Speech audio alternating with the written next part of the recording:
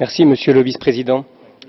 L'Alliance évangélique mondiale remercie le Conseil des droits de l'homme et le Haut-Commissariat pour la possibilité d'avoir ce dialogue interactif sur la situation des droits de l'homme en RDC.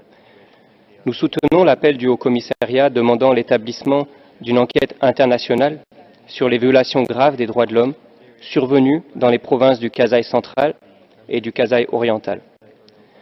Malheureusement, l'exhortation du Haut-Commissaire demandant la mise sur pied d'une série de mesures pour assurer qu'une enquête crédible et transparente ait lieu au sujet des crimes commis par toutes les forces en présence et qui respectent les standards internationaux n'a pas été suffisamment suivie. Dans sa résolution 3329 de septembre 2016, le Conseil des droits de l'homme s'était aussi déclaré préoccupé par la poursuite des atrocités commises contre des civils dans la région de Beni. Une étude récente menée dans la province du Nord Kivu révèle que 42% des hommes et 39% des femmes sont diagnostiqués avec des troubles psychologiques liés à l'exposition à des événements traumatiques.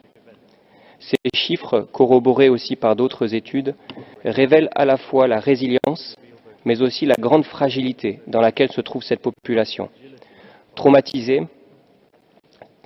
témoins et victimes de graves violations des droits de l'homme à répétition, confrontés à l'incertitude sur la possibilité d'élections démocratiques et transparentes, la société congolaise est au bord de la rupture.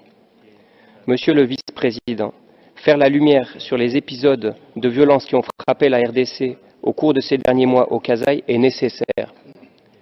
Ces efforts doivent s'inscrire plus largement dans le cadre d'une enquête internationale de grande ampleur sur les crimes commis et restés impunis depuis des années et dans l'ensemble du territoire.